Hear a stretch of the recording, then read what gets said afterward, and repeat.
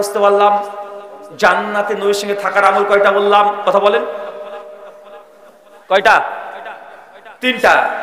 4 number জামে তিরমিজি, যদিও শেখ আলবানী সনদকে দুর্বল বলেছেন, তবে জুবার আলী জাহির রাহিমাহুল্লাহ সনদ হাসান বলেছেন। 484 নম্বর হাদিস, আল্লাহ নবী বলছেন যে ব্যক্তি বেশি বেশি নবীর প্রতি দুরূদ পড়বে কিয়ামতের মাঠে বিচারের দিনে সে জান্নাতে আমার সঙ্গে থাকবে। কি পড়তে হবে? কি পড়তে হবে? দুরূদ ইব্রাহিম। ওই আল্লাহুম্মা সাল্লি আলা, এটা দুরূদ না, এটা মেড ইন চায়না। এটা কি বলেন তো? এটা হুজুরের কোম্পানিতে তৈরি করা দুরূদ। এই দুরূদ না। কোন দুরূদ? নবীর প্রতি বেশি বেশি দুরূদ পড়বেন, দুরূদ ইব্রাহিম। এই দোয়া পড়বেন। আল্লাহর নবী বলছেন যে ব্যক্তি বেশি বেশি আমার প্রতি দুরূদ পড়বে জান্নাতে সে ব্যক্তি আমার সঙ্গে থাকবে। কারণ নবীর প্রতি দুরূদ পড়া মানে নবীর প্রতি ভালোবাসার এটা আলামত। 5 নাম্বার সহিহ সুনান তিরমিজি 1209 নম্বর হাদিস, শেখ আলবানী এই হাদিসকেও যাই বলেছেন, তবে শেখ শুআয়ব নাউদ আর 3টে শাহেদ থাকার কারণে হাসান বলতে চেয়েছেন। যদিও এর এমনি অনেকগুলো হাদিস বুখারী মুসলিম দ্বারা প্রমাণিত আছে, তাই ফজিলতটা প্রমাণিত নাই। আল্লাহ নবী বলছেন যে ব্যক্তি বিজনেস করে প্রতারণাহীন ভাবে, কিভাবে বলেন তো ভাইজান? ব্যবসা করছে কোনো প্রতারণা নাই, ক্রেতা বিক্রেতার মধ্যে কোনো কি নাই, কি নাই, প্রতারণা নেই। বলেছেন মানে এই আলুগুলো দিলাম, ওই আলুর মধ্যে কোনো ভেজাল আলু ঢোকার নাই। আপনি তো ফলওয়ালা, কি করেন? সামনে 4-5টা ভালো ফল সাজিয়ে রাখেন আর পেছনে রাখেন খারাপগুলো। ওই যখন আপনার কাছে চাইলে 1 কেজি, আপনি দিলেন 900, ভালো বলে খারাপ মাল দিয়ে দিচ্ছেন, আছে না নাই? দাড়ি বাটকারিতে কম দিচ্ছেন, অনেক সমস্যা আছে না, আছে না নাই? যদি আপনি প্রতারণাহীনভাবে ব্যবসা করতে পারেন, বলছেন এই ব্যবসায়িক কিয়ামতের মাঠে বিচারের দিনে আমার সঙ্গে থাকবে। কয়টা আমল বললাম? কয়টা? 5টা। একজন চট করে দাঁড়িয়ে কেউ বলতে পারবেন কি কি আমল বলেছি, যে 5টা আমল করলে মানুষ জান্নাতে নবীর সঙ্গে থাকবে? দ্রুত একজন দাঁড়ান, বলেন। জি ভাই, কেউ পারবেন না? এই যে বাঙালিরা সব শুনবে কিন্তু বলা অভ্যস্ত নাই। শোনেন, গোটা আলোচনা ভুলে গেলে 5টা পয়েন্ট ভুলবেন না, কারণ এটা আলোচনার হচ্ছে মূল বিষয়। এই 5টা নিয়ে গেলে বুঝতে পারবেন যে না, এই 5টা আমল করলে নবীর সঙ্গে থাকা যায়। 1, নবীর আনুগত্য অনুসরণ। কি বললাম? কথা বলেন। নবীর আনুগত্য অনুসরণ। 2, তাহাজ্জুদের নামাজ মিস করা যাবে না। যত বেশি তাহাজ্জুদের সালাত আদায় করবেন, নবীর তত নিকটবর্তী থাকবেন, প্রতিবেশী হিসেবে থাকবেন। নবীর ঘর যদি জান্নাতে এটা হয়, তার পাশের ঘর আপনার হয়ে যাবে। কথা বুঝতে পারলেন? 3 নাম্বার, যদি হালাল ব্যবসা, কি বলেন তো ভাইজান? হালাল ব্যবসা, প্রতারণাহীন ব্যবসা। 4 নাম্বার, বেশি বেশি দুরূদ পাঠ করা। এইগুলো হচ্ছে মূলত নবীর সঙ্গে থাকার আমল। আরো বিস্তীর্ণ জানার জন্য ইউটিউবে বিষয়ে টোটাল 12খানা আমলের কথা পরপর বলা হয়েছে। ভিডিওটা গোটা সম্পূর্ণটা দেখতে পারেন।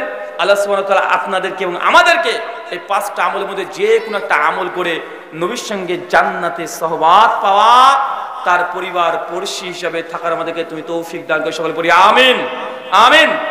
প্রশ্নোত্তর হবে না ছুটি ঘন্টা? প্রশ্নোত্তরের আগে মাত্র 10 মিনিট, শুধুমাত্র 5-7 মিনিট।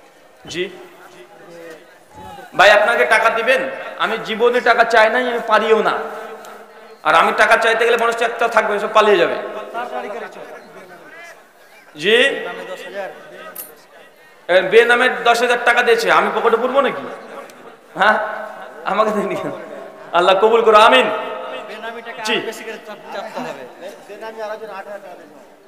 বেনামি আর 8,000, যারা বেনামি দিয়েছে দিয়ে দেন, বলার প্রয়োজন নেই।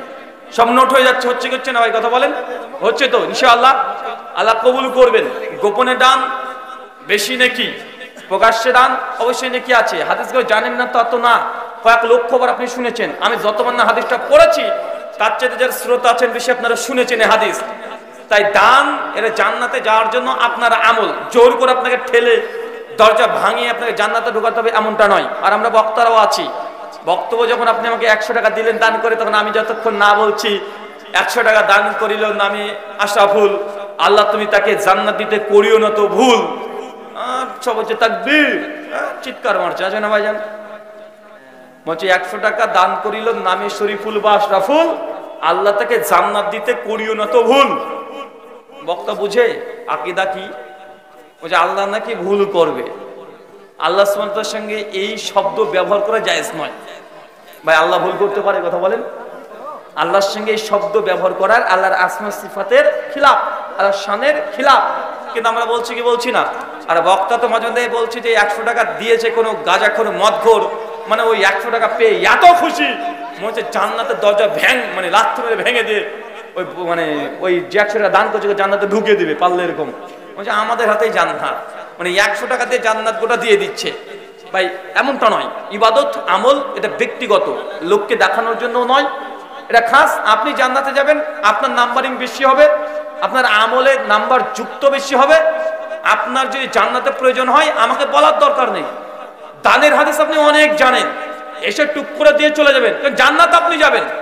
কবরের আযাবের প্রশ্ন আপনাকে করা হবে, কবরের দিনে যখন প্রশ্ন করবে আমি যাবো না আপনার কাছে, নিশ্চিত যাবো না, আপনিও আসবেন না। জান্নাত যদি আপনার দরকার হয় টাকা পকেট থেকে বের করে দরকার জমি বিক্রি করে এসে আপনাকে টাকা দিয়ে যেতে হবে।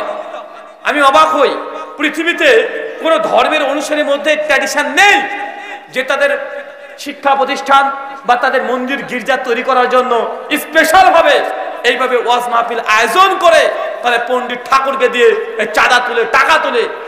ইতিহাসে মুসলিম ছেলে কেউ নাই। হিন্দুদের বড় বড় মন্দির আছে না, আছে না নাই? ওই দিন দেখেছেন হিন্দুদের নামযোগ্যতে পণ্ডিত এসে টাকা তুলছে, দেখেছেন? খ্রিস্টানদের গির্জা তৈরি হয় কি হয় না? হয়তো